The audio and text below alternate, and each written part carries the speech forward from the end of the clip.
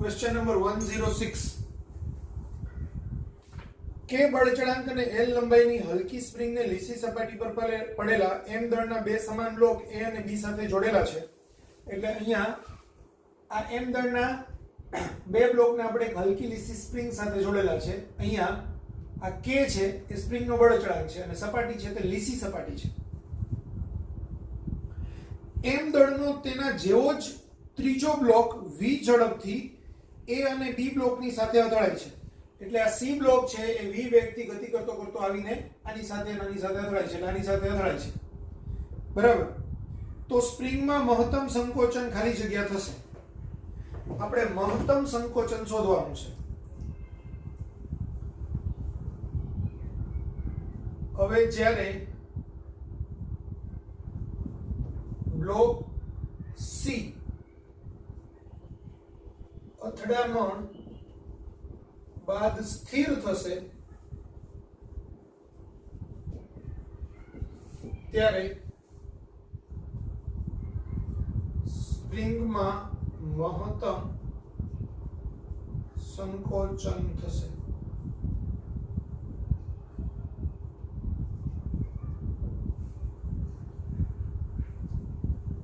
આ સમયે ધારો કે A અને B નો સંયુક્ત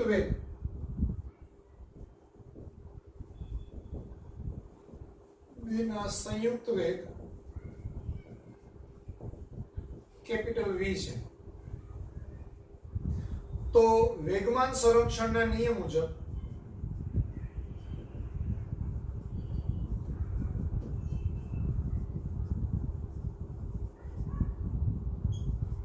mv બરાબર m into capital V plus m into capital V. એટલે mv બરાબર 2m capital V. Small mm cancel. એટલે capital V બરાબર V by 2. પરિણામ નંબર 1. હવે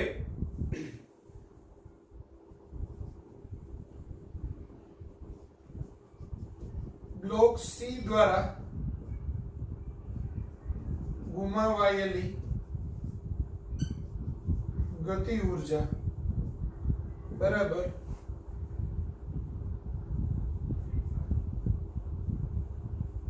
A અને B દ્વારા મેળવાયેલી ગતિ ઊર્જા વત્તા સ્પ્રિંગમાં સંગ્રહાયેલી સ્થિતિ ઊર્જા.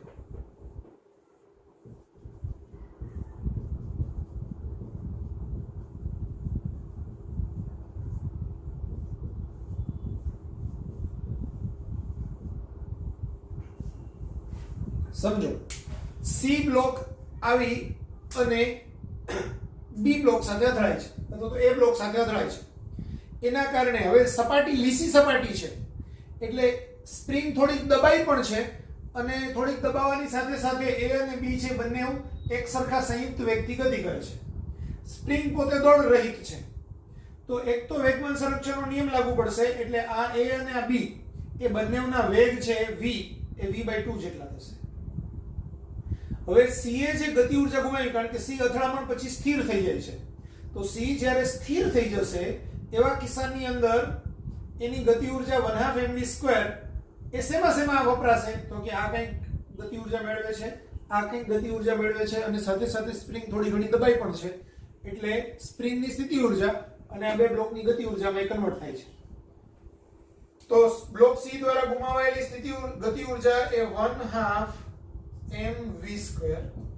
આની ગતિ ઊર્જા 1/2 mv² વત્તા 1/2 mv². બ્લોક A ની ગતિ ઊર્જા 1/2 mv², બ્લોક B ની ગતિ ઊર્જા 1/2 mv² વત્તા સ્પ્રિંગમાં સંગ્રહ પામતી સ્થિતિ ઊર્જા 1/2 kx2 જ્યાં x છે તે સ્પ્રિંગ x જેટલી દબાઈ છે તો બધામાંથી જ 1/2 કોમન કાઢીને ઉડાડી દઉં તો mv2 બરાબર m કેપિટલ v2 વત્તા m કેપિટલ v2 વત્તા kx નો વર્ગ કેપિટલ v ની કિંમત મૂકી દઈએ આપણે તો mv2 આ 2mv2 એટલે 2m v ની જગ્યાએ v/2 એનો સ્ક્વેર વત્તા kx2 એટલે kx2 ને હું સૂત્રનો કરતા કરું તો આ mv2 માઈનસ હવે સમજો આ v નો વર્ગ આપણે 1/2 નો વર્ગ એટલે 1/4 1/4 ના 2 કેન્સલ થાય એટલે અહીંયા છેદમાં 2 આવે તો માઈનસ 1/2 mv2 એટલે kx2 બરાબર mv2 માઈનસ 1/2 mv2 એટલે 1/2 mv2 આવશે એટલે x2 બરાબર mv2/2k વર્ગમૂળ લઉં તો x બરાબર v2 નું વર્ગમૂળ v અને અંડર રૂટ m/2k તો આપણો આન્સર આવશે v અંડર રૂટ m/2k એટલે એવો ઓપ્શન છે B v under route m/2k answer આવે D ક્લિયર થઈ ગયું લખી નાખો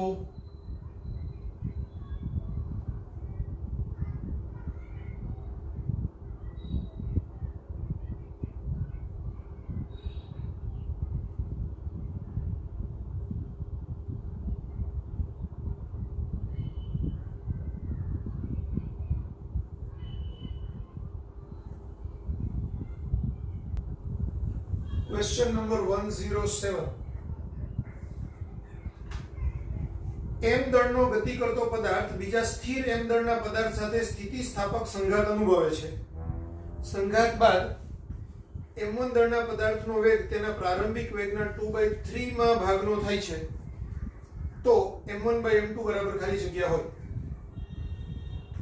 હવે આ m1 દળનો પદાર્થ છે અને m2 દળનો પદાર્થ છે m1 દળના પદાર્થનો પ્રારંભિક વેગ ધારો કે v છે એ બીજા સ્થિર રહેલા પદાર્થ સાથે અથડામણ અનુભવ્યા બાદ m1 દળનો વેગ છે એ v1 ડેશ થાય અને m2 દળનો વેગ છે તે v2 ડેશ થાય તો તમને રકમમાં એમ કીધેલું છે કે v1 ડેશ છે એ પ્રારંભિક વેગના 2/3 માં ભાગનો થાય છે એટલે કે અહીંયા તમને v1 ડેશ બરાબર 2/3 v આપેલું છે તો m1/m2 તમને પૂછ્યું છે હવે સ્થિતિસ્થાપક સંઘાત માટે આપણે સૂત્ર હતા v1 ડેશ અને v2 ડેશ ના પહેલા બંને સૂત્ર લખી જ નાખો આપણે શું કરીએ અહીંયા v1 વત્તા આ v2 છેદમાં m1 પ્લસ m2 અહીંયા બી m1 પ્લસ m2 અહીંયા બી આ v1 પ્લસ v2 છેદમાં m1 plus m2 m1 plus m2 હવે આપણું અહીંયા 1 હોય તો અહીંયા 1 પોઝિશન પર બાદબાકી આવે m1 માઈનસ m2 1 ની 2 એમાંથી 2 બાદ કરવાનું અને એ 2 છે તો 2 પોઝિશન પર બાદબાકી આવે અને એમાં 2 પોઝિશન પર આવે તો m2 માઈનસ m1 થાય 1 પોઝિશન બાદબાકી આવે તો 1 પહેલા લખવાનું 2 પછી 2 પોઝિશન પર બાદબાકી આવે તો 2 પહેલા લખવાનું 1 પછી અને હવે આ બે જગ્યા ખાલી રહી તો અહીંયા બીજા નંબર પર જગ્યા ખાલી છે એટલે ત્યાં 2m2 આવે અહીંયા પહેલા નંબર પર ખાલી જગ્યા છે એટલે 2m1 આવે આ યાદ રાખવાની ટ્રીક હતી બરાબર હવે મારી પાસે v1 ડેશ નું સૂત્ર છે v1 ડેશ બરાબર 2/3 v છે બરાબર v2 બરાબર 0 છે અહીંયા શું છે આ v1 બરાબર v છે અને v2 બરાબર 0 છે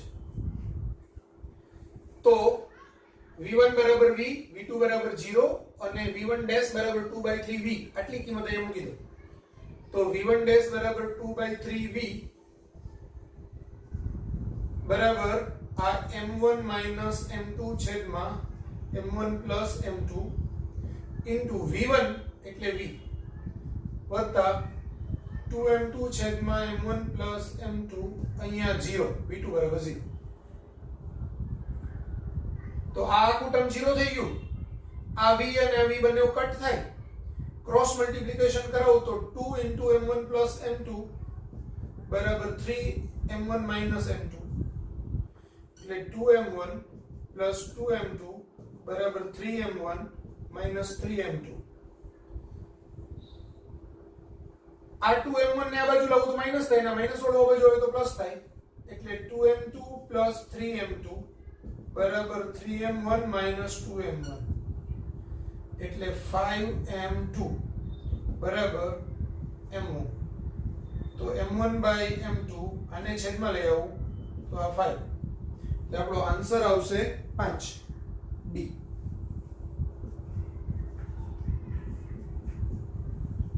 આન્સર આવે D.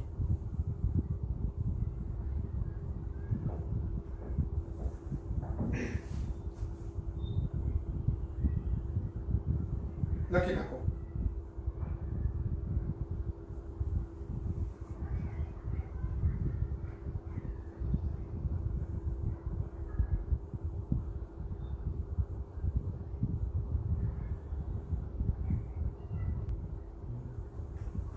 Question number 108.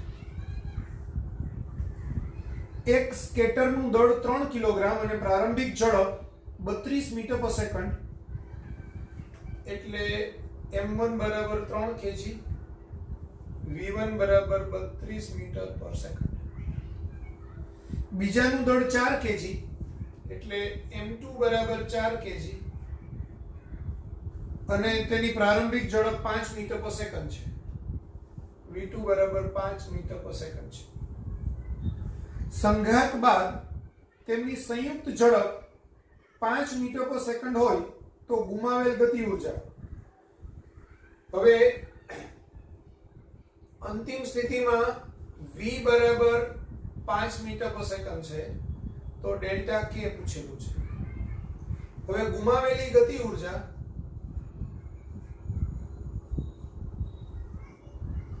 Delta k બરાબર kf ki માઈનસ, કારણ કે ગુમાવે છે એટલે શરૂઆતની મોટી હશે અને અંતિમ ગતિ ઊર્જા ઓછી હશે. તો ki minus kf, ki એટલે 1/2 m1 v1 સ્ક્વેર વત્તા 1/2 m2 v2 square minus 1/2 m1 plus m2 v square એટલે 1/2 m1 એટલે 3, v1 એટલે 32 એનો વર્ગ વત્તા 1/2 m2 એટલે 4, v2 એટલે 5 એનો વર્ગ માઈનસ 1/2 3 વત્તા 4 અને 5 નો વર્ગ. તો 32 નો વર્ગ ગુણાકારમાં 3 ભાગાકારમાં 2 એટલે પહેલા તો આપણે આમ કરી નાખીએ. 3 ગુણાકારમાં 32 ગુણાકારમાં 16, 32 into 32 આમાં 32 ના છેદમાં 2 એટલે અહીંયા 16 વત્તા આ 4 ના છેદમાં 2 એટલે 2 ગુણાકારમાં 5 નો વર્ગ 25 માઈનસ 1/2 આ 7 ગુણાકારમાં 25 બરાબર. તો 16 ગુણાકારમાં 3 76 18 આખું જ કરી નાખીએ એટલે 16 તરી 48, 48 ગુણાકારમાં 32, 8 દુ 16 1, 4 દુ 8 ને 1 9 ગુણાકારમાં 8 તરી 24 2, 12 13 14 6 9 ને 4 13 5 1. તો આ આવશે 1536 પ્લસ 50 માઈનસ 25 ગુણાકારમાં 7 એટલે 175 ભાગાકારમાં 2, 8 દુ 16 1, 15 ના છેદમાં 2 એટલે 7 દુ 14 ને 5 એટલે આ આવશે 87.5 એટલે 1586 minus 87.5 એટલે 1498.5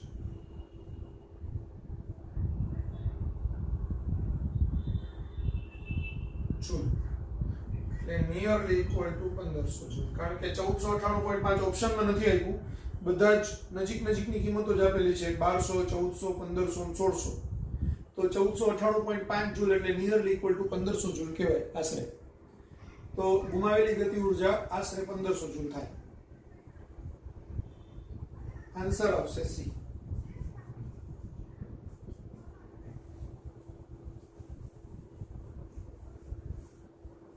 લખી નાખો.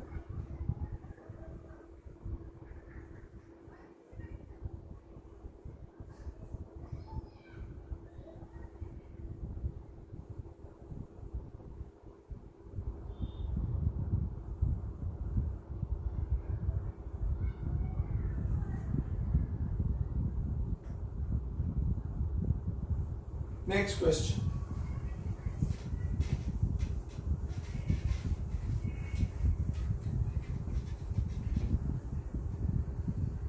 Question number 109.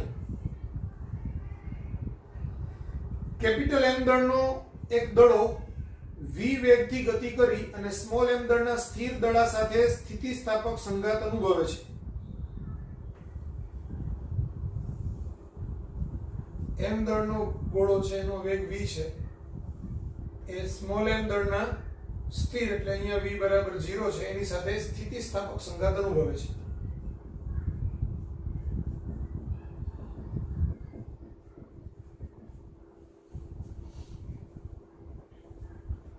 જો સંઘાત બાદ m દળનો દડો સ્થિર બનતો હોય તો સ્મોલ m દડાનો વેગ ખાલી જગ્યા હોય. અથડામણ પછી આપણે એમ કહીએ કે આ કેપિટલ M દળનો ગોળો છે એનો વેગ 0 થાય છે એટલે v1 ડેશ બરાબર 0. ત્યારે આ સ્મોલ m દળ એનો વેગ આપણે કહીએ કે v2 ડેશ થાય છે, તો એ આપણે શોધવાનું છે. બરાબર. હવે અથડામણ પછી આનો વેગ 0 થઈ જાય અને પેલાનો વેગ શોધવાનો હોય એટલે આપણને તરત જ મગજમાં એમ થાય કે સ્થિતિસ્થાપક સંઘાત છે તો વેગની અદલા બદલી થાય. એટલે આપણે એમ કહીએ કે ભાઈ આનો વેગ v હોય તો છેલ્લાનો વેગ bv થશે. બરાબર. એટલે વેગની અદલા બદલી થાય એ રીતે આપણે કહીએ તો એનો જવાબ v જ આવે અને આ પ્રશ્નનો સાચો જવાબ બી v જ છે. એટલે આપણો આન્સર આવે બી.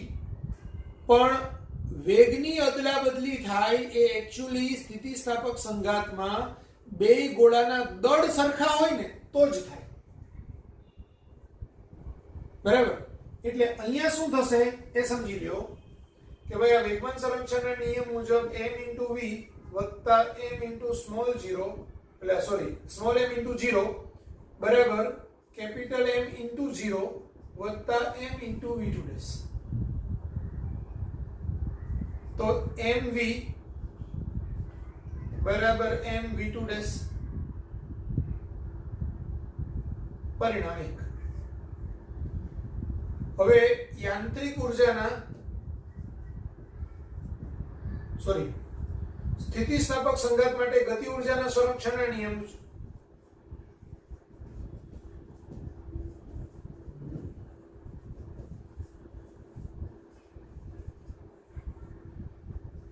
1/2 mv² + 1/2 સ્મોલ m 0 નો વર્ગ બરાબર 1/2 કેપિટલ M 0 નો વર્ગ + 1/2 સ્મોલ m v2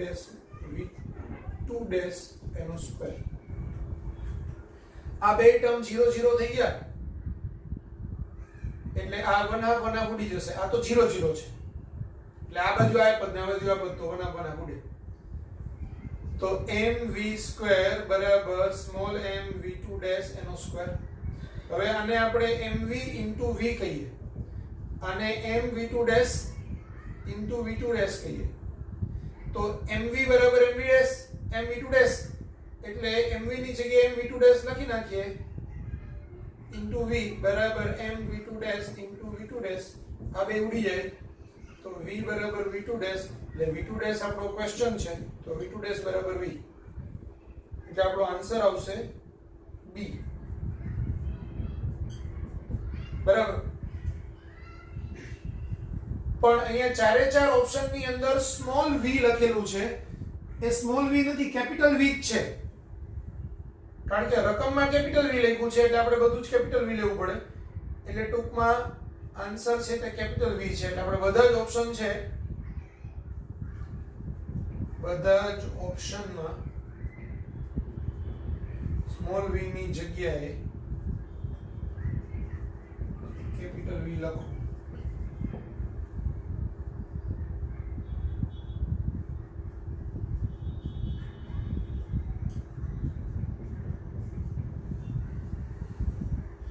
બરાબર. એટલે ઓપ્શનમાં ભૂલ છે તો એનો સુધારો આવો કરવાનો છે, પ્રિન્ટિંગ મિસ્ટેક છે એટલે. નેક્સ્ટ 110 નું ક્વેશ્ચન 110. સ્મોલ m1 અને m2 દળના m2 બરાબર 2m1, એક તો m2 બરાબર 2m1 છે. બે ગોળાઓ પરસ્પર વિરુદ્ધ દિશામાં ગતિ કરીને એકબીજા સાથે અથડામણ અનુભવે છે. જો અથડામણ બાદ બંને ગોળાઓ સ્થિર થઈ જતા હોય તથા m1 દળના ગોળાનો પ્રારંભિક વેગ 12 મીટર પર સેકન્ડ હોય તો m2 દળના ગોળાનો પ્રારંભિક વેગ ખાલી જગ્યા મીટર પર સેકન્ડ હશે. એટલે આપણે એમ કહી શકાય કે ભાઈ આ m1 દળનો ગોળો છે એ 12 મીટર પર સેકન્ડના વેગથી આમ આવે છે. આ m2 દળનો ગોળો છે એનો વેગ v છે, ખબર નથી કેટલો છે. બરાબર. અથડામણ પછી બંને ગોળા સ્થિર થાય છે. અથડામણ બાદ બંને ગોળા સ્થિર થાય છે, એટલે m1 નો વેગ એ 0 છે અને m2 નો વેગ એ 0 છે. એટલે ટૂંકમાં v1 ડેશ ને v2 ડેશ. બરાબર. તો અહીંયા સિમ્પલ વેગમાન સંરક્ષણનો નિયમ જ લઈશું તો બી જવાબ મળી જશે. વેગમાન સંરક્ષણના નિયમ મુજબ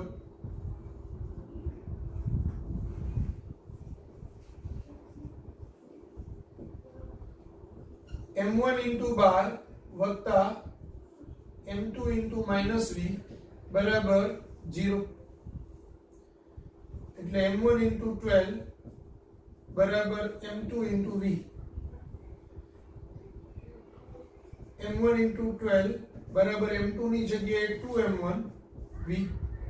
આ m1 m1 કેન્સલ તો v બરાબર 12/2 એટલે v બરાબર 6 મીટર પર સેકન્ડ. આપણો આન્સર આવશે 6 મીટર પર સેકન્ડ.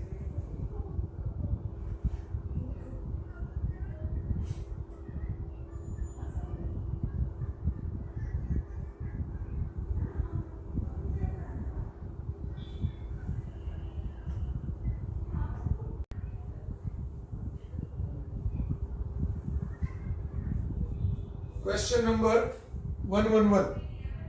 સમક્ષિતિજ સાથેના 60 અંશના કોણે 200 મીટર પર સેકન્ડના વેગથી પ્રક્ષિપ્ત કરેલ એક બોમ્બ તેની મહત્તમ ઊંચાઈ પરના બિંદુએ 3 સમાન દળના ટુકડામાં વિસ્ફોટ પામે છે.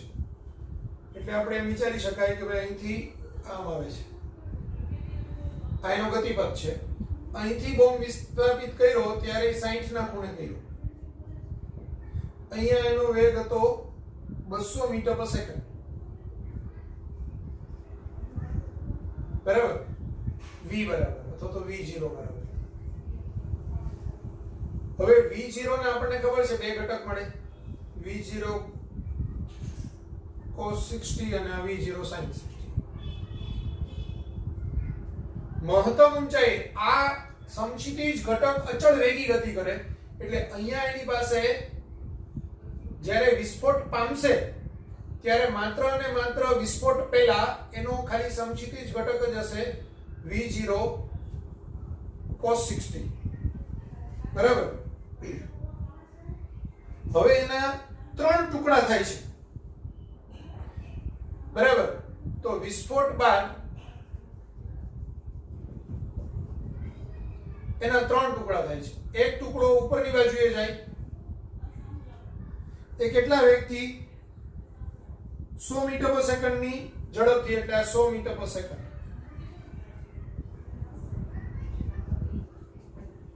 એક અધો દિશામાં જાય, એ બી 100 મીટર પર સેકન્ડ. અને ત્રીજો ટુકડો છે કેટલા વેગથી અધો દિશામાં ગતિ કરે છે? જો બોમ્બનું કુલ દળ 3 કિલોગ્રામ હોય તો ત્રીજા ટુકડાની ગતિ ઉર્જા, ધારો કે ત્રીજો ટુકડો છે તે કઈ દિશામાં જાય આપણને ખબર નથી, ધારો કે એનો વેગ v3 સદિશ છે.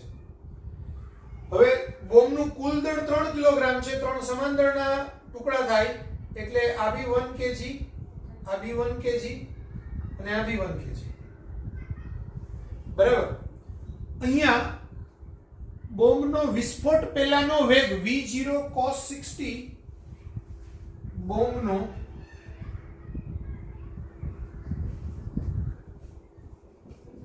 વિસ્ફોટ પહેલાનો વેગ બરાબર v0 cos 60, એટલે કે 200 ગુણાકારમાં cos 60 એટલે 1/2 એટલે 100 મીટર પર સેકન્ડ.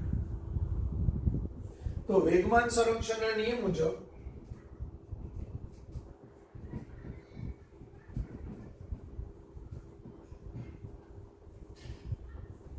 તંત્રનું પ્રારંભિક વેગમાન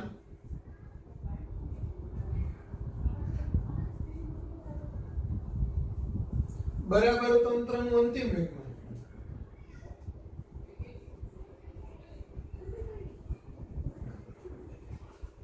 હવે તંત્રનું પ્રારંભિક વેગમાન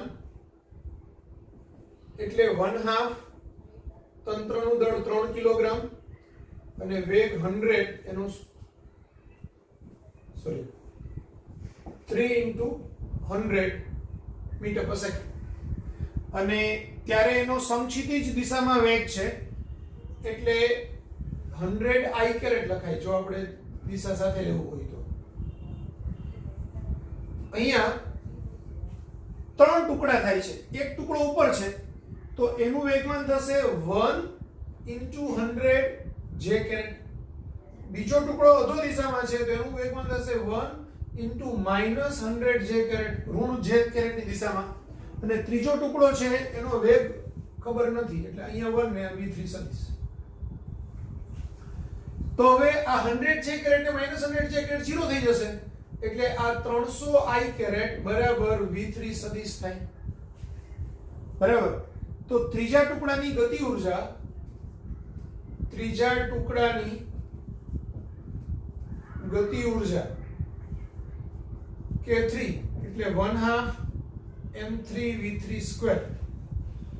તો 1/2 ત્રીજા ટુકડાનું દળ 1 કિલોગ્રામ અને v3 એટલે 300 એનો વર્ગ. 300 નો વર્ગ 90,000/2 એટલે 45,000 થશે જૂલ, એટલે 45 કિલો જૂલ. તો 45 કિલો જૂલ આપણો આન્સર આવે. તો એવો ઓપ્શન છે બી, એટલે આપણો આન્સર આવશે બી.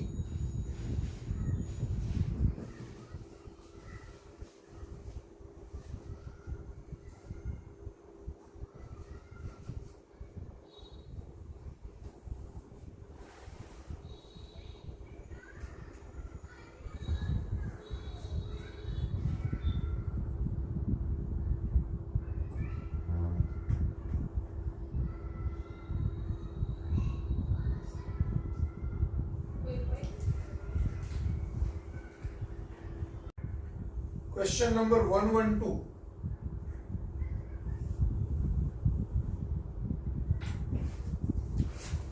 V જેટલી ઝડપથી ગતિ કરતું યુરેનિયમ 238 નું ન્યુક્લિયસ તે જ દિશામાં 3V જેટલી ઝડપથી ગતિ કરતા આલ્ફા કણનું ઉત્સર્જન કરે છે, તો બાકી રહેલ ન્યુક્લિયસના વેગનું મૂલ્ય બરાબર ખાલી જગ્યા.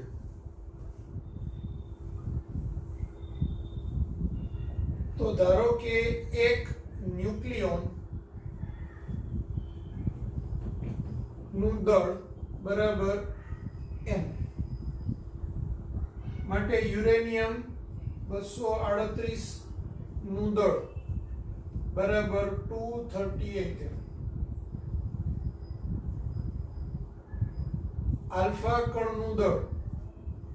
હવે આલ્ફા કણના દળ તો આલ્ફા કણ છે બે પ્રોટોન ને બે ન્યુટ્રોન નો બનેલો હોય. ધ્યાન આપજો, ન્યુક્લિયોન શબ્દ કદાચ તમારા માટે નવો હોય તો કોઈ પણ ન્યુક્લિયસ ની અંદર પ્રોટોન ને ન્યુટ્રોન હોય. હવે પ્રોટોન અને ન્યુટ્રોન એના દળ લગભગ સરખા છે, લગભગ સરખા છે. તો ન્યુક્લિયસ ની અંદર રહેલા કણને સંયુક્ત રીતે ન્યુક્લિયોન કહેવાય. એક ન્યુક્લિયોન નું દળ એટલે કે પ્રોટોન અને ન્યુટ્રોન નું સરેરાશ દળ, તો એને આપણે એમ કહીએ. તો જેટલા ન્યુક્લિયોન હોય ને એટલું દળ એમ કહેવાય. તો અહીંયા યુરેનિયમ 238 માં 238 ન્યુક્લિયોન છે, એટલે કે પ્રોટોન અને ન્યુટ્રોનની કુલ સંખ્યા 238 છે, તો એનું દળ 238 એમ કહેવાય. આલ્ફા કણની અંદર બે પ્રોટોન ને બે ન્યુટ્રોન હોય એટલે કુલ 4 કણ હોય. તો 4 કણ છે એટલે એનું કુલ દળ 4m થાય. હવે ન્યુક્લિયસ માંથી 238 માંથી 4 કણ નીકળી જાય તો બાકી કેટલું બચે? 234 કણ બાકી બચે. તો બાકીના ન્યુક્લિયસનું દળ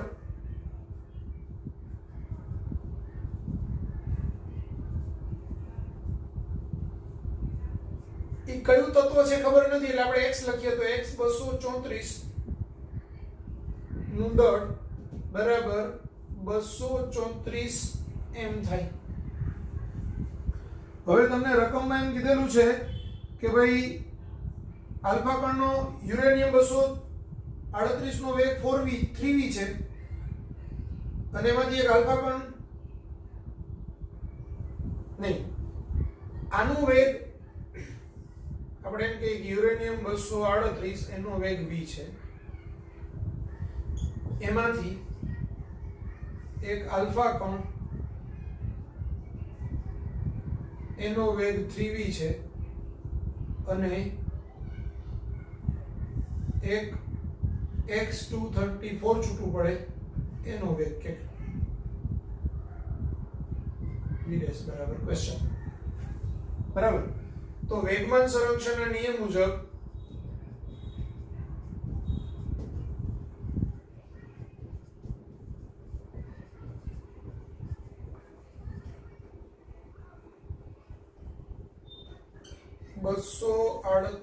m into v બરાબર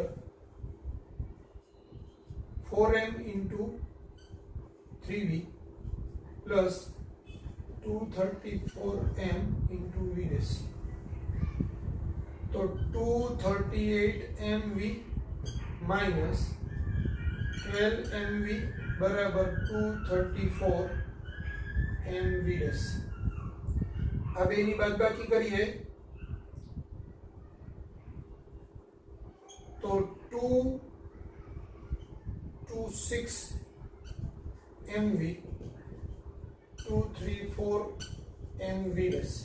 mm कैंसल, v dash बराबर 226 छेदમાં 234 બે વડે જો ભાગ ચાલે એમ છે તો 113 છેદમાં 117. તો આપણો આન્સર છે આવો જ છે, આટલા v એટલે આ bv. તો આપણો આન્સર આવશે 113/117 v. એવો ઓપ્શન છે સી, એટલે આપણો આન્સર આવશે સી.